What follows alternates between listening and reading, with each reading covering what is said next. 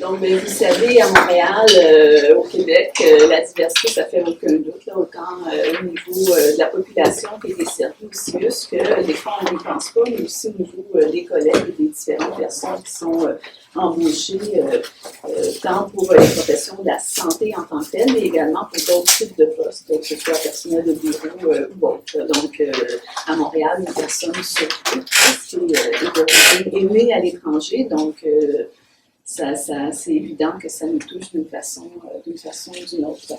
Alors, c'est ça, comme disait Geneviève, je vais vous présenter quelques réflexions aujourd'hui qui sont issues de ma démarche postdoctorale des 2 dernières années, mais j'ai aussi réalisé mon doctorat sur l'intégration professionnelle des médecins diplômés à l'étranger. Donc, ça fait plusieurs années que je m'intéresse au sujet.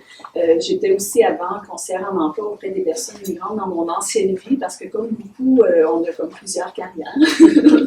Donc, c'est un intérêt qui date vraiment de longue date, depuis plus que 20 ans maintenant. Alors, juste pour vous partager un peu ma posture puis mes postulats, les questions que je me pose toujours comme chercheur, mais aussi comme citoyenne, comme collègue, puis aussi comme personne qui embauche, parce que quand on fait de la recherche, on embauche aussi des personnes. Il y a toujours 3 grandes questions qui m'animent dans mon quotidien. C'est comment mieux accueillir puis valoriser les compétences et le potentiel des personnes immigrantes.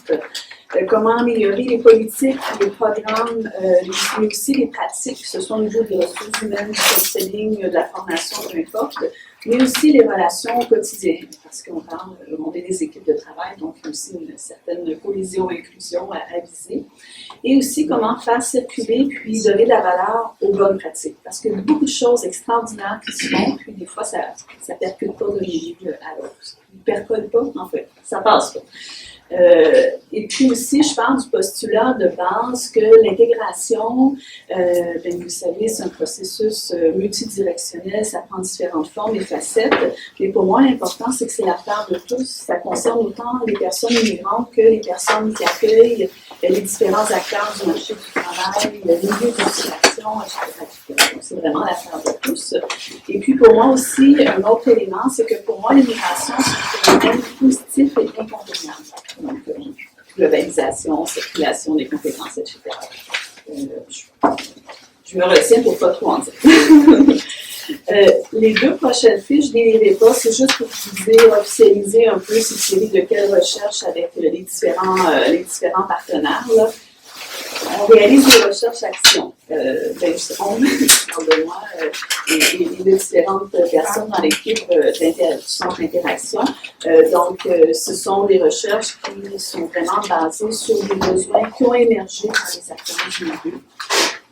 Une des 2 était avec le comité consultatif personnes immigrantes qui se demandait, est-ce qu'on peut faire un état des lieux par rapport à la discrimination systémique, sachant qu'il existe plein de programmes, ressources, mesures pour favoriser l'intégration des personnes immigrantes, sachant qu'il y a la pénurie, sachant qu'on veut finalement recevoir des personnes immigrantes pour répondre à des besoins, qu'est-ce qui existe? C'est quoi finalement les enjeux actuels? Et puis est-ce que les différents programmes, comme l'accès à l'égalité à l'emploi, le programme de subvention salariale, il y en a une multitude, est-ce qu'ils sont connus? Est-ce qu'ils sont utilisés? Qu'est-ce qu'on peut faire pour les améliorer? Donc, quelques réflexions vont être placées là-dessus.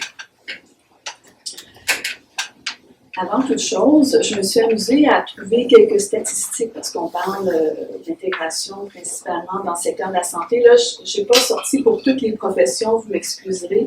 J'ai sorti pour infirmiers, infirmières, médecins, omnipraticiens dans les dernières années. Donc, si on regarde pour la période 1995 à 2013, ça c'est pour les travailleurs qualifiés. On voit qu'il y a vraiment une nette augmentation de l'immigration pour 2 raisons. 2002, c'est la fin où la médecine n'était plus une profession exclue au niveau de l'immigration de travailleurs qualifiés. Et 2009, c'est le début des ARM, donc de l'arrangement de reconnaissance mutuelle France-Québec, finalement, qui a amené aussi...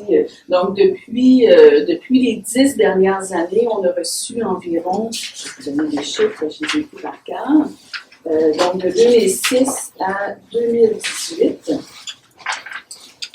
2006 à 2016, donc on a reçu 4000 infirmières au Québec, travailleuses qualifiées, et 1145 médecins.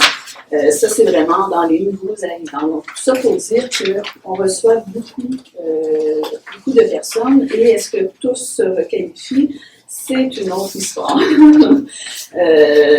On sait que pour une personne migrante, de façon générale, les premières années sont les plus sensibles.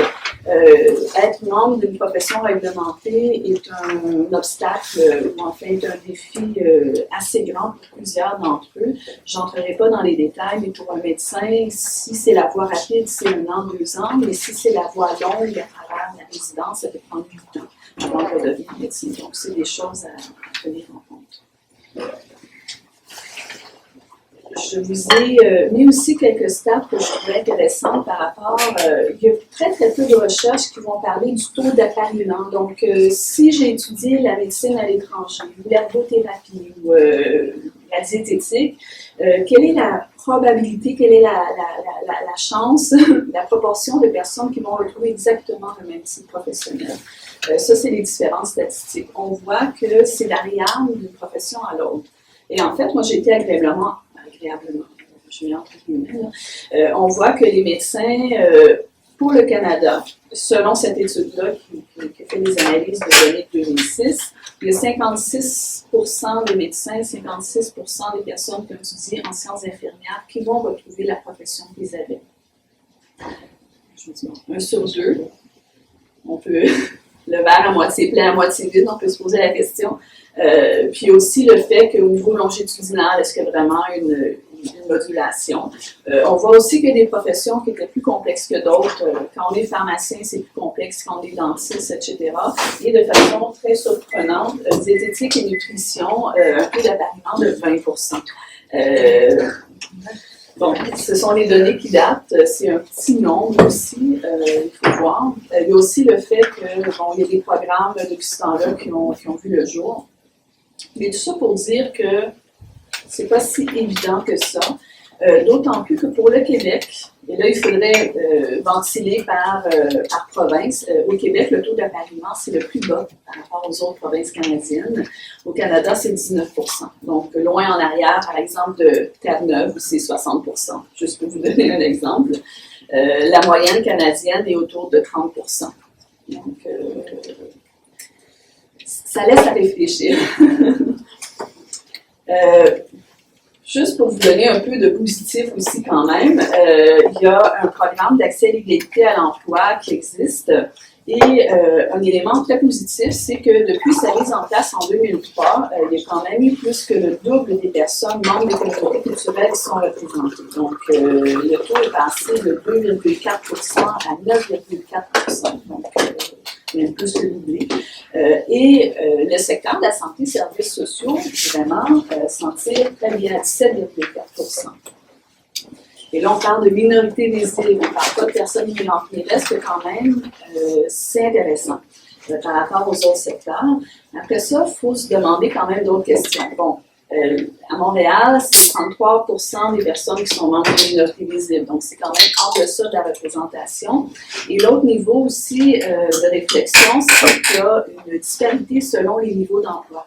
Donc, il y a vraiment un phénomène de mobilité professionnelle bloquée, on pourrait dire, où, dans le cas des emplois, mais ça c'est confondu, pas seulement le réseau de la santé, il y en a beaucoup moins qui sont représentés dans des postes de cadre de haute direction par rapport aux postes de technicien et de personnel de bureau. Donc, comme, oui, il y a une représentation, mais c'est pas uniforme. Donc, est-ce que je parle trop vite, ça va? Okay. J'essaie de mettre la carte pour qu'on soit tous sur la même longueur. J'ai hâte de vous entendre tout à l'heure par rapport à vos propres défis, comment vous percevez ces différents enjeux.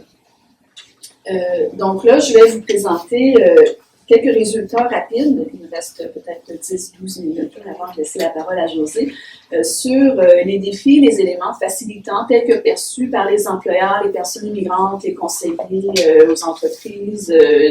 Enfin, j'ai rencontré plein de gens. Il y a plus que 200 personnes qui ont été rejointes pour cette recherche-là. Alors, Par rapport aux défis, les éléments facilitants, je pourrais vous faire 4 tableaux, vous en parler pendant 1 heure. J'ai vraiment juste ressorti ceux qui étaient le plus couramment mentionnés. Pour les personnes immigrantes, il n'y a pas de surprise. Avoir un poste dans son champ de compétences, c'est comme un défi. On pourrait parler de la première expérience professionnelle comme la poule ou l'œuf. Donc, est-ce que ça prend une première expérience pour ensuite... En fait, il faut avoir de l'expérience québécoise pour être embauché. C'est ce que disent souvent les employeurs. Alors, ça met dans une posture un peu complexe. Tous les enjeux de la reconnaissance professionnelle.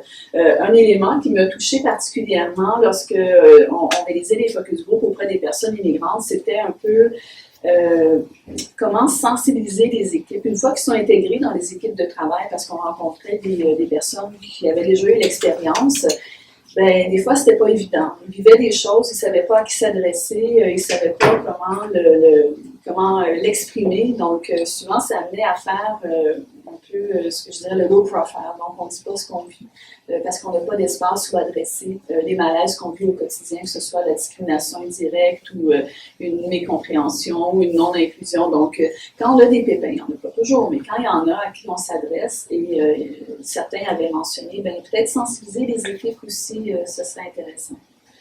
Il y a un nouvel enjeu aussi qui est ressorti, autant pour les personnes immigrantes que les travailleurs, puis ça, quand on parle d'immigration, on n'en parle pas assez, mais c'est la question des visas temporaires.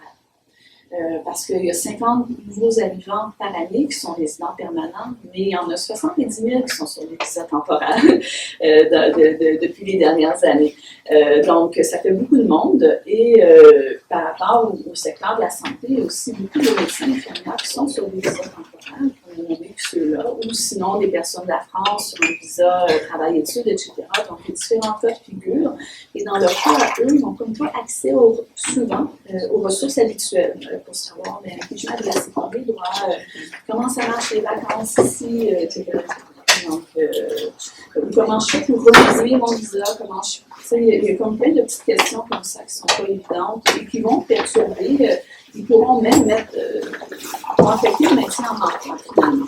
Et on rencontrait des employeurs qui me disaient « Moi, je veux vraiment les garder, ça va super bien, mais avec la question du visa, ben, c'est compliqué. » Donc, du côté des employeurs, ce qui est le plus couramment mentionné, autant à Montréal que dans les régions, c'est la question de la langue, mais pas juste parler français, mais aussi toute la question des accents des uns et des autres, le langage technique, etc. Et la difficulté aussi d'avoir accès à des formations pour les personnes allophones, des formations au milieu de travail, ça existe, mais qui les finance? Est-ce que c'est Emploi Québec? Est-ce que c'est francisation? En tout cas, donc il y a une complexité finalement qu'il y a dans tout ça, tandis qu'on voit que la langue, ça peut être un frein. Est-ce que je vais embaucher une personne qui a un gros accent? Est-ce que je vais regarder son potentiel ou je vais m'arrêter à ses capacités actuelles? Donc, c'est différentes questions qui vont faire qu'aux ressources humaines, bien, on va faire le pas ou non. Je parle selon ce qu'on me dit, OK. Et si on fait un genre de diagnostic de tout ça, un élément commun, autant pour les personnes immigrantes, les conseillers en emploi que les employeurs, c'est qu'il y a une multitude de programmes qui existent. Je sais, j'en ai entendu parler, mais à qui je m'adresse? C'est pas clair. Et ce qu'il disait comme élément facilitant, mais d'avoir une personne contact qui va me guider, qui va m'aiguillonner, ça fait vraiment la différence pour favoriser mon quotidien, mais aussi permettre l'intégration de personnes immigrantes, mais aussi la mobilité professionnelle ou le maintien en emploi. Là, il reste quelques minutes. Juste pour vous dire, de toute façon, vous avez accès à la petite présentation. Donc, dans les différents programmes, il y a des pour et des contre. Personne ne va être contre les programmes de subvention salariale parce que c'est quand même un élément facilitant. Il y a beaucoup d'employeurs qui vont dire que c'est quand même pas une solution magique parce que c'est un incitatif de départ, mais cette personne-là, il faut l'accompagner aussi. Il y a beaucoup de paperasse aussi, etc., qui fait que c'est pas évident. Et il y a aussi beaucoup de ressources qui ne savent pas qu'ils pourraient être admissibles, comme le secteur public ou parapublic. Parfois, ils pourraient l'être, parfois non. Et c'est surtout le secteur privé qui en bénéficie pour toutes sortes de raisons. Si on pourrait y revenir. Et il y a aussi, bon, comme je vous avais mentionné, l'accès à l'égalité à l'emploi. Certains employeurs qui disaient, ben c'est beau sur les chiffres, mais c'est pas évident parce que selon où la personne se retrouve dans l'entreprise, ça varie, ça varie beaucoup. Un élément qui est extrêmement apprécié et qu'on va mettre de l'avant avec le comité consultatif personnes migrantes notamment, c'est comment les programmes d'apprentissage en milieu de travail sont très, très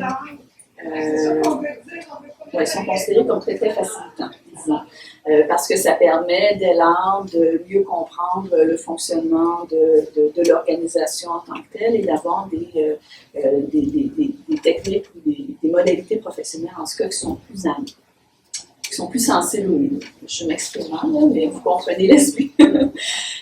Un autre élément qui est considéré très facilitant, c'est les stages, mais ça dépend lequel. Et là, c'est pas évident, il y a vraiment un fouillis par rapport à ça. Est-ce qu'on parle d'un stage de courte durée non rémunérée, longue durée, etc.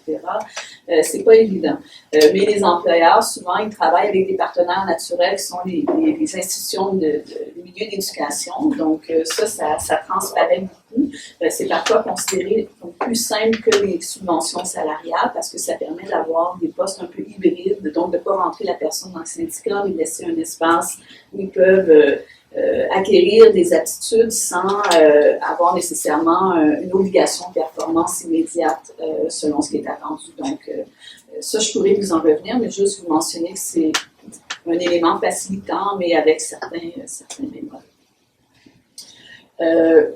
Peut-être juste, je vais aller vers les pistes peut-être de solutions avant d'analyser trop loin. Donc, ça pour vous dire, en fait, je vais résumer ça.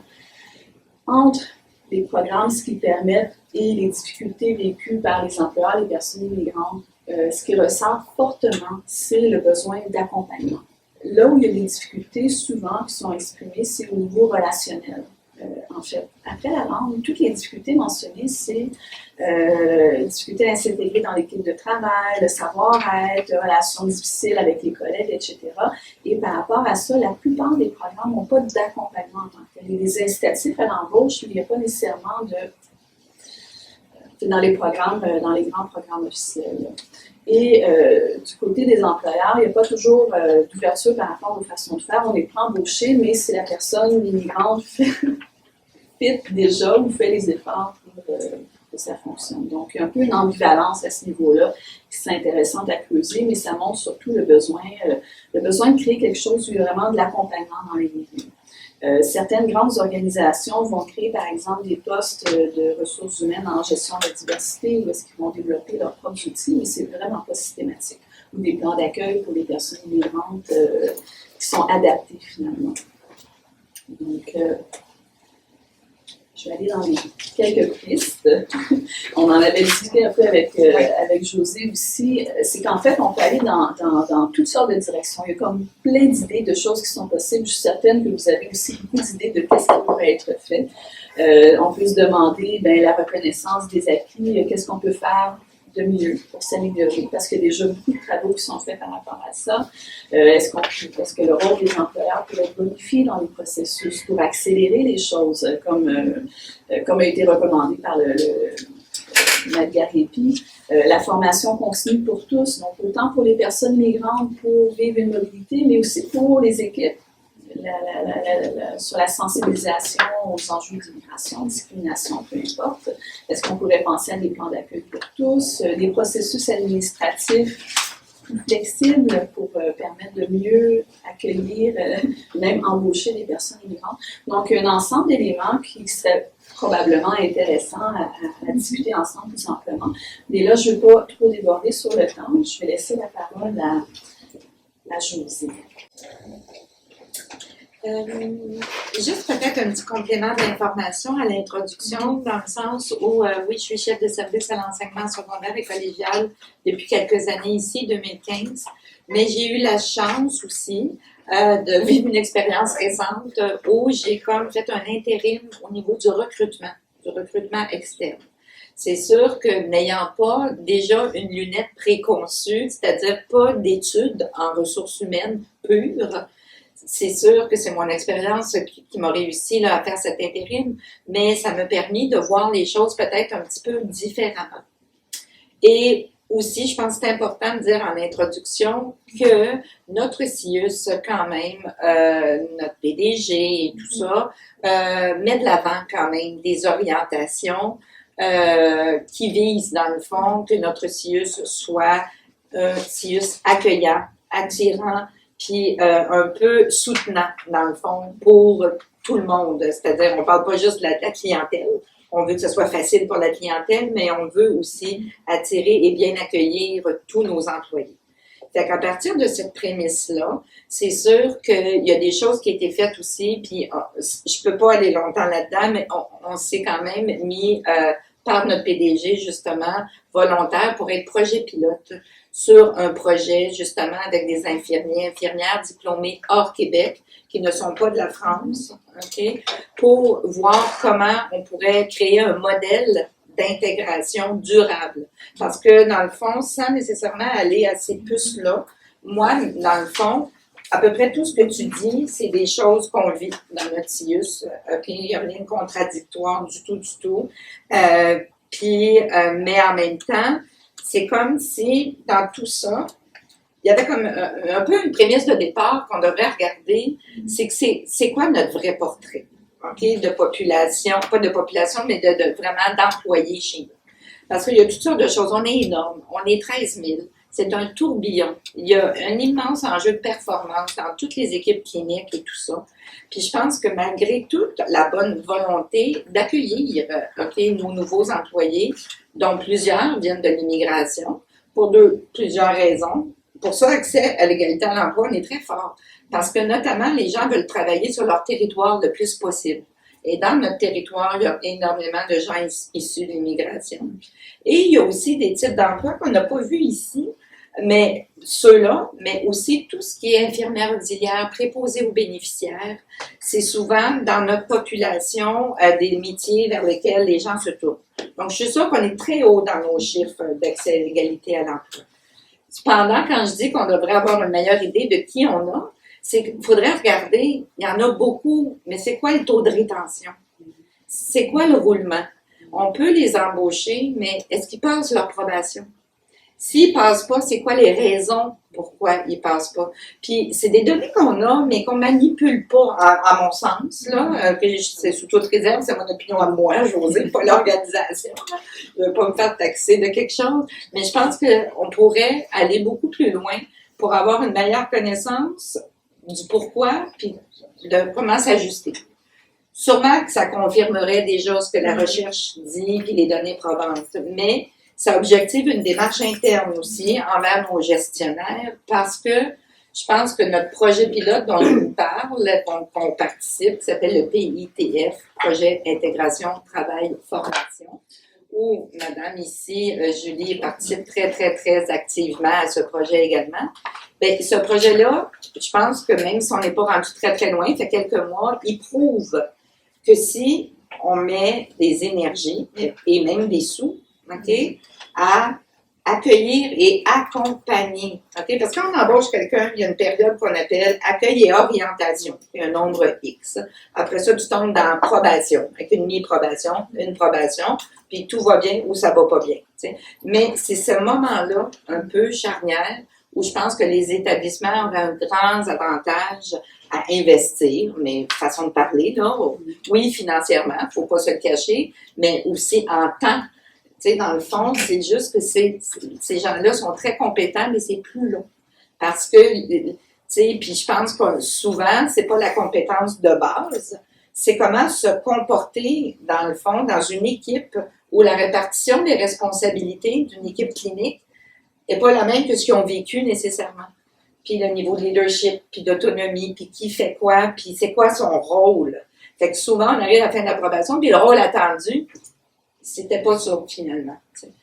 Puis, c'est dans ce sens-là où je pense qu'il faut mieux se connaître, faut mettre, si on a quelque chose à prioriser là-dedans, moi je pense que c'est vraiment ça, des plans d'accueil particularisés, mais sensibiliser nos gens à cette différence-là pour pas qu'ils se sentent, parce que on entend toujours le mot c'est pas équitable, c'est pas équitable. Je pense que l'équité et l'égalité, c'est pas du tout la même chose. T'sais, ce qu'on connaît, quand on entend le mot équitable, là, dans le langage courant, je pense que ça veut plus dire égal. Parce que moi, j'ai été engagée, j'ai une probation X, je suis un Québécois de souche. Pourquoi que la personne immigrante qui vient d'ailleurs va avoir une orientation plus grande ou plus souple? Mais c'est ça l'équité. L'équité, c'est que vous partez pas des mêmes prémices, toi et lui. Et si on veut se rendre à la même place, mais il faut adapter nos façons de faire. Mais ça, il faut de la sensibilisation. Comme organisation, je pense que toutes les organisations devraient aller vers ça. Chez nous, là, je m'avance, mais encore là, c'est des plans. C'est pas nécessairement canné, mais je le sais qu'il y a une préoccupation d'aller vers cette sensibilisation-là, en commençant par nos gestionnaires. Donc, dans la prochaine année, ce que j'ai entendu, c'est qu'il y aurait des activités de sensibilisation, formation. Pas des affaires de 3-4 jours, on ne peut pas se permettre ça, mais qu'il y aurait des choses qui se feraient. On m'a même interpellé pour participer. Fait que je pense que c'est pas, on sortira pas d'ici en disant « Ah wow, on va avoir des formations en diversité culturelle », mais c'est vraiment quelque chose qui est regardé. Puis je pense que tous les établissements devraient le regarder. Donc cette sensibilisation-là, fait que moi les choses, là, avoir un bon portrait, sensibilisation, plan d'accueil pour les nouveaux employés, tout le monde.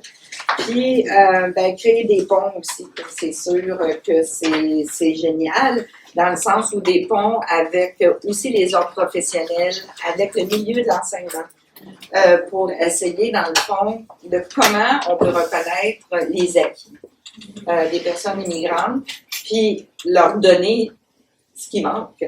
Tu sais, pas avoir juste one size fits all. Excellent, merci beaucoup. On est applaudit.